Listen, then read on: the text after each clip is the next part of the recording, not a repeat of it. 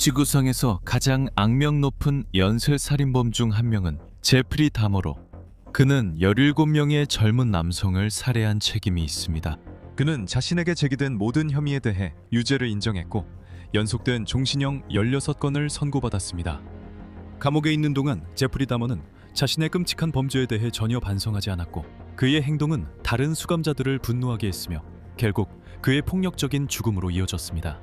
1994년 11월 28일 아침, 그는 크리스토퍼 스카바에게 잔인하게 공격을 당했으며 크리스토퍼 스카바는 또 다른 수감자인 제시 앤더슨도 공격했습니다. 다머는 20인치 금속 막대기로 머리와 얼굴을 반복적으로 구타당했고 그의 두개골은 벽에 부딪혀 깨졌습니다. 다머는 발견됐을 때 아직 살아있었지만 1시간 후 사망 판정을 받았습니다. 그의 나이는 34세였습니다. 이 목록에서는 감옥에서 다머와 비슷한 대가를 치른 연쇄살인범들을 살펴봅니다.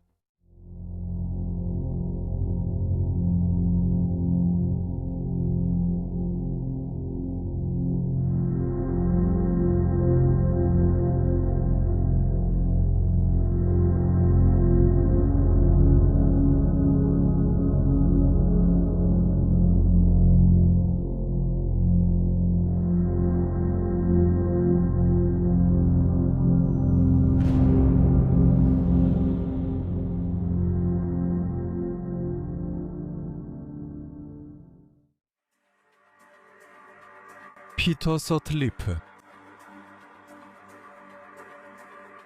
피터 서틀리프, 요크셔 리퍼로 더 잘 알려진 그는 13명의 여성을 살해하고 또 다른 7명에 대한 살인 미수로 유죄 판결을 받은 영국의 연쇄살인범이었습니다. 1975년부터 1980년까지 5년에 걸친 살인 행각 동안 서틀리프는 밤에 여성들을 표적으로 삼았으며 그중 일부는 성매매 종사자였습니다. 그는 거의 모든 피해자에게 뒤에서 접근해 망치로 머리를 내리친 후 날카롭게 간 드라이버나 칼로 찔렀습니다. 사망 후 그는 시신을 훼손했습니다. 그의 공포 통치는 웨스트 요크셔와 인근 지역의 여성들을 생명의 위협을 느끼며 두려움에 떨게 만들었습니다. 대규모 경찰 수사가 이어졌고 서트 클리프는 1981년 1월 2일 사우스 요크셔 셰필드에서 24세의 매춘부와 함께 있다가 경찰에 의해 검거되었습니다. 서트 클리프는 13건의 살인 혐의에 대해 무죄를 주장했지만 심신미약을 이유로 과실치사에 대해서는 유죄를 인정했습니다. 그는 머릿속의 목소리가 자신에게 매춘부를 죽이는 것이 신의 뜻이라고 말했다고 주장했습니다. 배심원단은 그의 주장을 받아들이지 않았고 그는 모든 혐의에 대해 살인죄로 유죄 판결을 받아 20건의 무기징역을 동시에 선고받았습니다. 이 유명한 사건 때문에 서틀리프는 감옥에서 결코 편하게 지낼 수 없었습니다. 유죄 판결을 받은 후 그는 1981년 5월 22일 에파커스트 교도소에서 형을 시작했습니다. 재판 중에는 정상으로 판정받았지만 이후 서틀리프는 편집성 졸현병 진단을 받았습니다. 그러나 그를 보안 정신병원으로 이송하려는 시도는 실패했습니다. 파크허스트에 있는 동안 서틀리프는 폭력 전과가 있는 35세의 상습 범죄자 제임스 코스텔로에게 심각한 폭행을 당했습니다. 1983년 1월 10일 코스텔로는 병원 병동의 외진 곳에서 서틀리프를 따라가 깨진 커피병으로 그를 공격했고 그의 얼굴 왼쪽에 4군데의 상처를 입혔습니다. 그 상처를 꼬매는데 30반을 필요했습니다. 1984년 3월 서틀리프는 1983년 정신건강법 47조에 따라 브로드무어 병원으로 이송되었습니다. 하지만 그는 그곳에서도 별로 나아지지 않았습니다. 1996년 2월 23일 그는 자신의 방에서 공격을 당했습니다. 강도죄로 유죄 판결을 받은 폴 윌슨은 비디오 테이프를 빌려달라고 요청했지만 이어폰 케이블로 서틀리프를 목 졸라 죽이려 했습니다. 서틀리프는 다음 해인 1997년 3월 10일에 더 심각한 공격을 당했습니다. 동료 수감자인 이안 케이가 펜을 무기로 사용해 서틀리프의 눈을 찔렀습니다. 이 공격으로 인해 서틀리프는 왼쪽 눈의 시각을 잃었고 오른쪽 눈도 심각한 손상을 입었습니다. 서틀리프는 10년이 지난 2007년 12월 22일 식당에서 다시 공격을 받았습니다. 어머니를 목 졸라 살해해 수감된 살인범 패트릭 술에다가 다른 수감자들이 지켜보는 가운데 금속 식기용 칼로 서틀리프를 공격했습니다. 수레단은 서틀리프의 멀쩡한 눈을 노렸지만 칼은 그의 오른쪽 눈 바로 아래 1.2cm 지점에 박혔다가 광대뼈에 튕겨나갔습니다. 직원들이 개입하기 전에 수레다가 다른 환자들에게 서틀리프의 시력을 앗아가겠다는 의도를 밝혔다고 전해졌습니다. 피터 서틀리프는 마침내 2020년 11월 13일 74세의 나이로 로스더럼 배악병원에서 세상을 떠나 고통에서 벗어났습니다. 그의 사망 원인은 코로나19와 당뇨병으로 인한 합병증이었습니다. 그는 치료를 거부한 것으로 알려졌습니다. 비공개 장례식이 치러졌고 그의 시신은 화장되었습니다. 호세 안토니오 로드리게스 베가, 노인 여성들을 노린 연쇄살인범. 로드리게스 베가는 스페인 산탄데르에서 문제가 많은 가정에서 태어났습니다. 그의 할아버지는 할머니를 독살했다는 소문이 있었고 그의 아버지와 형 모두 폭력적인 알코올 중독자였습니다. 한편 그의 어머니는 공격적이고 지배적이었으며 또한 폭력적인 성향이 있었습니다. 가족을 지배하던 분노는 베가에게 큰 영향을 미쳤습니다. 결국 그는 휠체어를 탄 아버지를 계단 아래로 밀어버린 뒤 가족의 집에서 쫓겨났습니다. 20살 때 로드리게스 베가는 2명의 여성을 공격하고 3명의 여성에게 성폭행을 시도한 혐의로 체포되었습니다. 그는 이후 27년형을 선고받았습니다. 그는 수감 중에도 전혀 반성하지 않았고 심심해서 그랬다고 주장했습니다. 하지만 베가가 피해자들에게 용서를 구하는 편지를 썼고 그의 어머니도 그를 대신해 피해자들과 대화했기 때문에 그의 형량은 8년으로 감형되었고 1986년에 석방되었습니다. 그는 첫 번째 결혼이 끝난 후 다른 여성과 관계를 시작했지만 가족과 다시 함께 살려고 했을 때 어머니가 거절했습니다. 베가는 어머니의 거절을 결코 용서하지 않았고 이후 자신이 저지른 일에 대해 그 여파를 탓했습니다.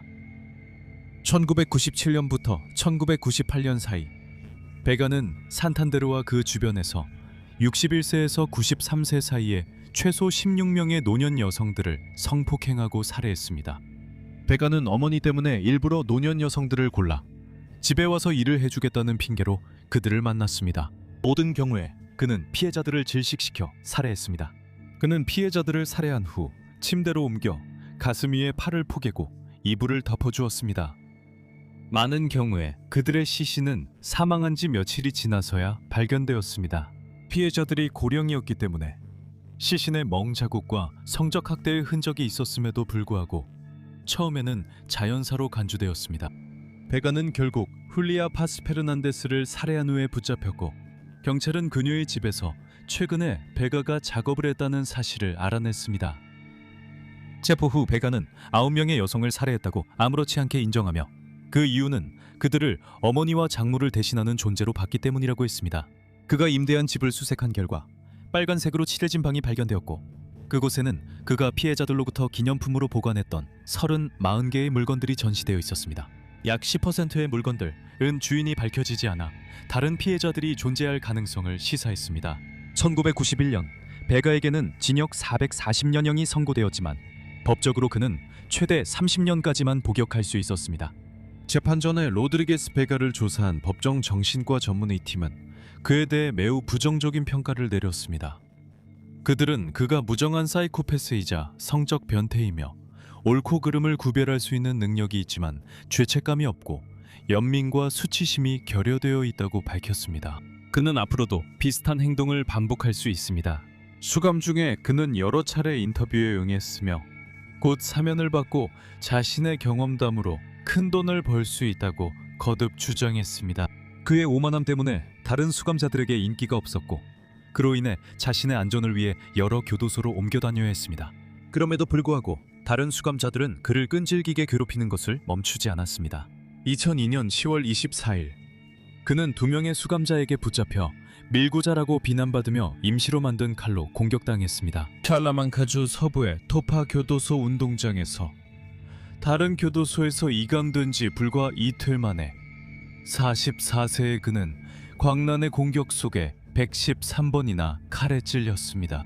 그들은 그가 죽은 후에도 계속해서 그를 찔렀습니다.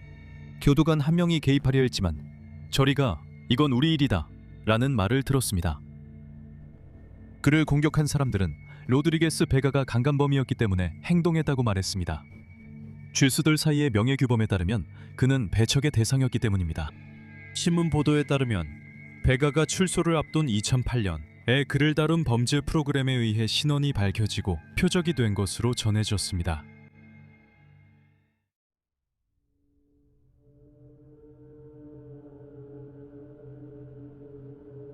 2002년 8월 4일 영국 케임브리지셔주 소엠에서 10살 소녀 홀리 웰스와 제시카 체프먼이 집에서 사라졌습니다.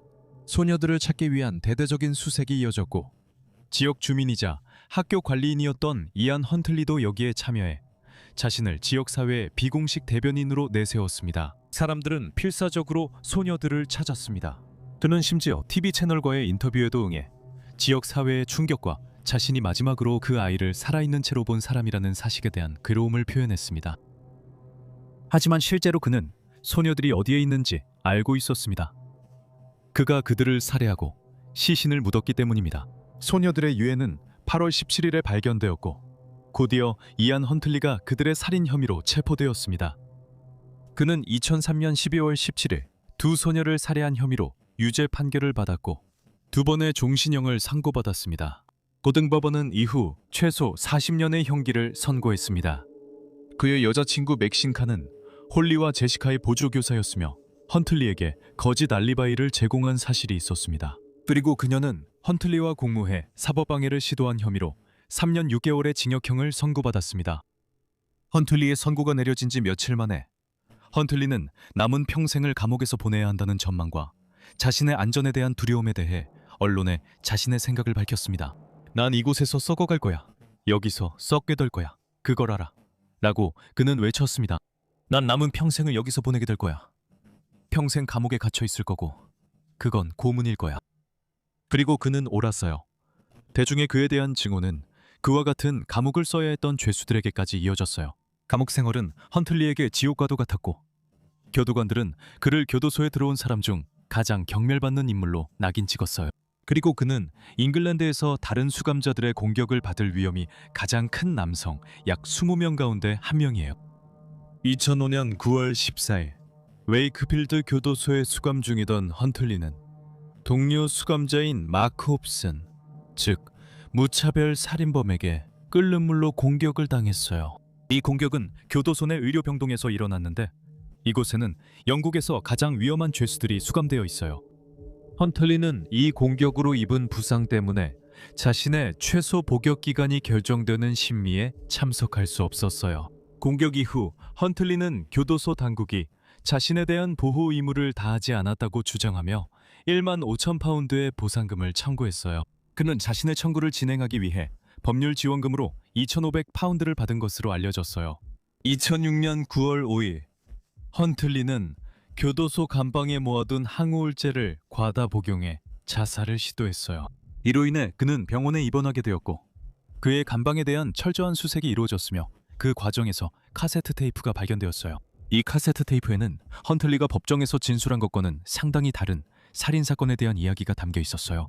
헌틀리는 자신이 사후에 남길 고백이라고 생각했던 그 녹음에서 자신이 두 소녀를 살해했다고 카에게 고백했고 자백할 계획이었다고 주장했어요. 하지만 칸은 자신의 꿈의 직업인 교사 보조 자리를 잃고 싶지 않아서 그를 막았다고 해요. 헌틀리는 또한 카가 자신과 범죄를 연결짓는 모든 법의학적 증거를 없애기 위해 두 시신을 모두 불태우라고 그를 부추겼다고 주장합니다.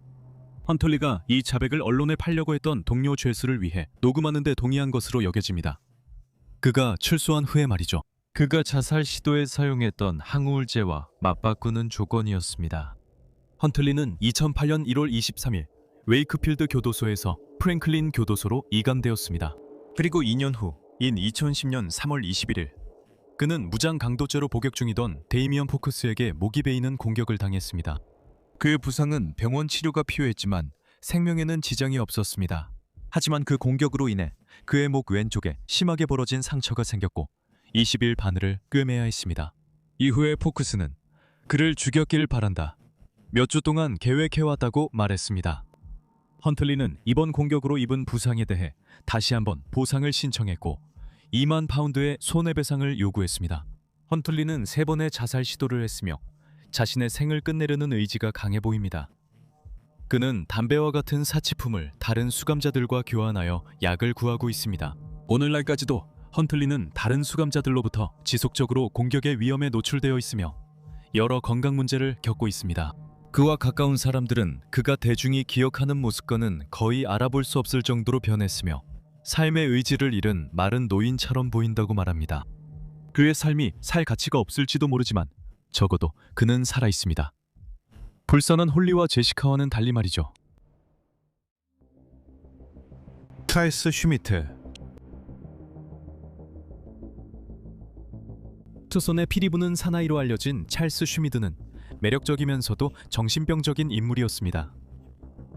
그는 키가 작고 허영심이 많아 키를 커 보이려 카우보이 부츠에 신문지와 눌린 캔을 넣었고 그로 인해 특이한 걸음걸이를 하게 되었습니다. 그는 그 걸음걸이가 마피아와의 불구가 될 정도의 싸움에서 생겼다고 주장했습니다. 그는 립밤과 화장품도 사용했고 심지어 엔진 오일로 볼의 인공점까지 만들었습니다. 엘비스 프레슬리처럼 보이기 위해 슈미드는 빨래 집게로 아랫입술을 늘리기도 했습니다. 그는 10대 소녀들 사이에서의 인기와 자신의 매력을 이용해 살인의 스릴을 느끼려는 충동을 실행에 옮겼습니다. 1964년 5월 31일 일요일 저녁, 슈미드는 당시 여자친구와 지인이 있는 자리에서 오늘 밤 여자아이를 죽이고 싶다고 내뱉었습니다. 세 사람은 이후 슈미드의 성적 접근을 거절했던 고등학생 에일린 로우의 집으로 차를 몰고 갔습니다. 도착하자 슈미드는 다른 두 사람을 내보낸 뒤 에일린 로우를 성폭행한 후 잔인하게 때려 죽였습니다. 그는 이후 나머지 두 사람에게 시신을 묻는 것을 도우라고 명령했습니다. 불과 몇 달 후 슈미드는 그레첸 프리츠와 교제를 시작한 뒤 16세였던 그녀를 살해했습니다. 그는 1965년 8월 16일 그녀와 13세 여동생 웬디를 목 졸라 살해한 뒤 사막에 묻었습니다. 자신의 행동을 친구에게 털어놓은 후 그 친구가 경찰에 신고했고 슈미드는 체포되었습니다. 그가 엘비스를 닮았다는 이유로 이 사건은 언론의 주목을 받았고 라이프와 플레이보이의 기자들이 재판을 취재했습니다. 1966년 슈미드는 살인죄로 유죄 판결을 받고 사형을 선고받았습니다. 하지만 1971년 애리조나주가 일시적으로 사형제를 폐지하면서 그의 형은 징역 50년으로 감형되었습니다. 슈미트는 여러 차례 탈옥을 시도했으며 마침내 1972년 11월 11일 그는 3중 살인범 레이먼드 허드겐스와 함께 애리조나 주립 교도소에서 탈출하는 데 성공했습니다. 그들은 템피 근처의 한 목장에서 한동안 4명의 인질을 잡고 있었고 소닉에서 식사를 한 뒤 헤어졌다가 다시 체포되어 교도소로 돌아갔습니다. 하지만 아동 살인범을 용납하는 죄수는 거의 없습니다. 그리고 슈미트는 1975년 3월 20일 2명의 동료 죄수에게 47번이나 칼에 찔려 응징을 받았습니다.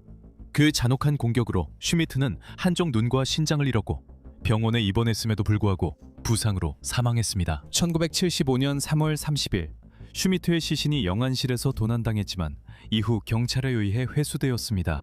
그의 어머니는 일반 묘지에 안장할 경우 묘비가 훼손될 것을 우려해 슈미트를 교도소 묘지에 묻기로 결정했습니다. 그는 교도소에서 가톨릭 장례식을 치렀지만 장례식이 진행되는 동안 관 안에는 그의 시신이 없었습니다. 그를 죽인 두 죄수는 지미 페레로와 데니스 에버솔이었습니다. 두 사람 모두 슈미트의 죽음에 대해 2급 살인 혐의를 인정했고 추가로 형을 선고받았습니다. 로버트 모즐리. 자, 다음 것은 조금 다릅니다. 왜냐하면 이 살인범은 너무 위험하기 때문입니다. 교도소 측에서 자체적으로 처벌을 내렸습니다. 로버트 모즐리는 여러 건의 살인죄로 유죄 판결을 받은 영국인입니다. 1974년 모즐리는 런던 우드그린에서 존 페럴을 목졸라 살해했습니다. 페럴이 자신이 성적으로 학대한 아이들 사진을 보여줬기 때문입니다. 살인 후 모즐리는 경찰에 자수하며 자신이 정신과 치료가 필요하다고 말했습니다. 그는 이후 재판을 받을 수 없는 상태로 판정되어 영국에서 가장 위험한 범죄자들이 수감되는 고도보안 정신병원인 브로드무어 병원으로 보내졌습니다. 브로드무어 병원에 있는 동안 모즐리와 또 다른 환자인 데이비드 치즈먼은 세 번째 환자인 데이비드 프랜시스와 함께 감방에 스스로를 가두었고 치즈먼은 9시간에 걸쳐 프랜시스를 고문해 죽였습니다. 그 사건 이후 모즐리는 과실치사 혐의로 유죄 판결을 받고 웨이크필드 교도소로 이송되었습니다. 1978년 모즐리는 웨이크필드 교도소에서 하루 만에 2명의 동료 수감자를 살해했습니다. 그는 원래 7명을 죽일 계획이었습니다. 그의 첫 번째 희생자는 살리 다우드였으며 모즐리는 그를 자신의 감방으로 초대해 목을 졸라 살해하고 칼로 찌른 뒤 시신을 침대 밑에 숨겼습니다. 모즐리는 두 번째 희생자를 찾아 나섰고 죄수 윌리엄 로버츠를 구석으로 몰아 칼로 찔러 죽였습니다. 그는 임시로 만든 단검으로 로버츠의 두개골을 내리쳤고 그의 머리를 여러 번 벽에 부딪혔습니다. 그는 침착하게 수영동 사무실로 걸어들어가 단검을 책상 위에 놓고 다음 점호는 인원이 부족할 거라고 경비원에게 말했습니다. 모즐리에게는 그 공격들로 인해 종신형이 선고되었고 절대 석방하지 말라는 권고가 내려졌습니다. 1983년 모즐리는 일반 감방에 두기에는 너무 위험하다고 판단되었습니다. 그래서 교도소 당국은 웨이크필드 교도소 지하에 2개의 감방으로 된 구역을 만들었고 모즐리는 그곳에서 30년 넘게 독방 생활을 했습니다. 그리고 모즐리는 공식적으로 영국에서 가장 위험한 죄수입니다. 주변 사람들에게 그렇게 큰 위험을 끼치는 사람이기에 그는 항상 사실상 고립된 채로 시간을 보내는 걸까요? 그의 유리 감방은 영화 양들의 침묵에 나오는 감방과 놀라울 정도로 닮아있지만 실제로는 영화가 개봉되기 7년 전인 1983년에 모즐리를 위해 특별히 지어진 것입니다. 그 감방은 대략 55m에 45m 정도의 크기이며 외부에서 관찰할 수 있도록 큰 방탄 유리창이 설치되어 있습니다. 유일한 가구는 압축된 판지로 만들어진 책상과 의자뿐입니다. 화장실과 세면대는 바닥에 고정되어 있고 침대는 콘크리트 판으로 이루어져 있습니다. 감방 안에는 두꺼운 강화 플라스틱으로 둘러싸인 작은 우리가 있고 그곳으로 이어지는 견고한 강철문이 있습니다. 문 아래에는 작은 구멍이 있어 교도관들이 모즐리에게 음식이나 다른 물건을 전달할 수 있습니다.